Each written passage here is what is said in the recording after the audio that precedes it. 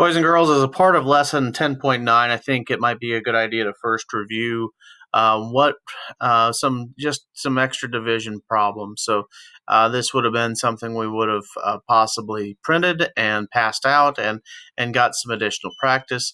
So let's turn and look at these four problems up on the top. So we're going to find out what each one of these is saying here. 4 divided into tenths, chunks of tenths. So the number 4 is if we're going to divide it into not 1, but into tenths. So the way I think I would like to write this is I'm going to reverse this, and I'm going to write this with an unknown number has my,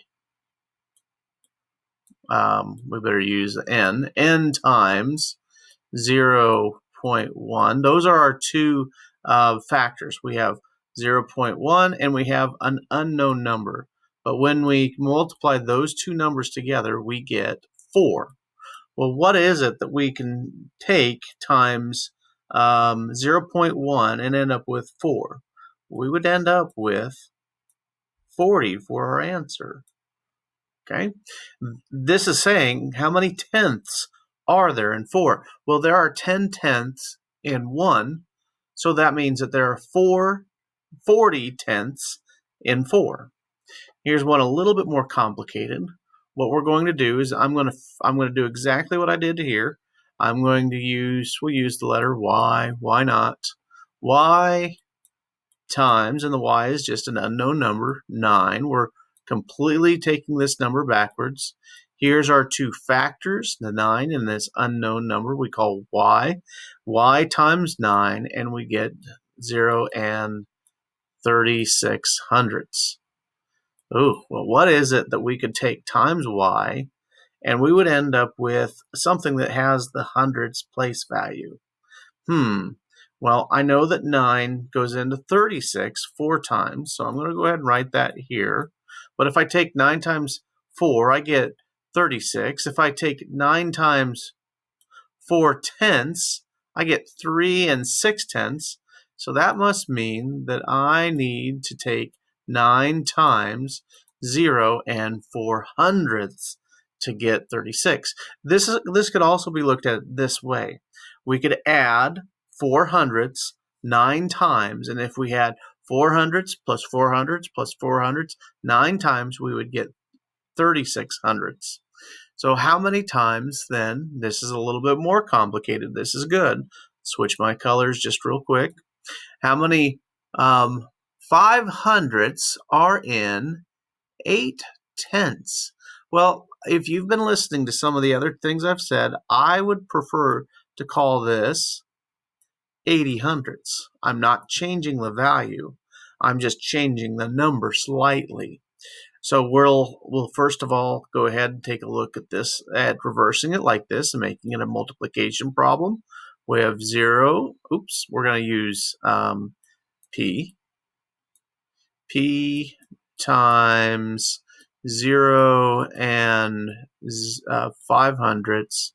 And if we take this and this, these are the factors, times each other, we would end up with 80 hundredths. Well, what is that going to be? 5 goes into 80. 5 goes into 80. How many times? It goes in 16 whole times. Okay? This last one. Oh, this one's a little bit simpler. I've got 1/10. And when I take this 1/10 times a number, I get 6 tenths. Or we could say, how many times do I have to add 1/10 to itself to get 6 tenths? Well, I have to add that number 6 times. In this case, I didn't even think about writing the extra up there, but let's go ahead and do that just so that you can see it. We have, we're going to go with the letter, I don't know, D. I don't like using some of these letters. D times 0 and 1/10. And whatever we do for those two factors, when we multiply them, we end up with 6 tenths. So how many 6 tenths do I need? I need 6. Or how many 1/10s do I need? I need 6 of those.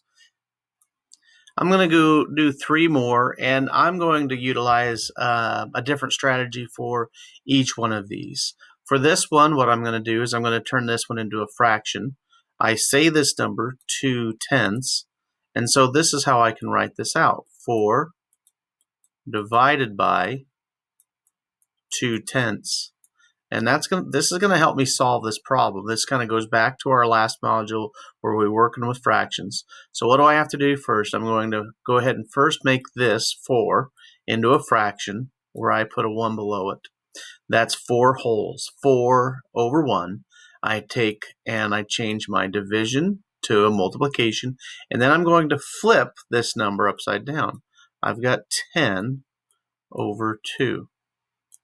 I multiply all my numerators, and I get 40, and I multiply all my denominators, and I get 2. Well, I don't want to know what 40 halves is. I don't want that as my answer. So what I'm going to do to find my answer is I'm going to take 2 into 40. And I know I can do this because 2 goes into 4 2 times, and I'm left with nothing as a remainder, so I've got this 0. So 4 divided in 2/10 goes in 20 times. This next one, okay, I've got 72 hundredths divided by 8, okay? We will use, I think I'll go ahead and I'm going to use the multiplication strategy that I showed on those last problems, where I'm going to take the letter y as my unknown information. This is y now, times 8. And when I multiply those two numbers, I get 0 and 72 hundredths. The key place value right now is hundredths. I know that if I take 8 times 9, I get 72. So if I just move over the decimal point 1 place and say taking 8 times 9/10, I'm going to get closer to my answer, but my answer is going to be 7 and 2/10. So I'm not quite there. That means I've got to move my decimal point over 1 more place. I want to make sure that I've got something in my hundredths value is what I'm trying to tell you. 0 and 9 hundredths, okay? And this last one, I think I'm gonna teach you a different way here. We're gonna look at it in terms of money, okay? So I'm gonna change this from 6/10 to 60 hundredths. Remember, I'm not changing the value. I'm just changing the number. And we're gonna pretend that that's 60 cents and that I have, well, what coin is worth 5 cents? Well, it's a nickel.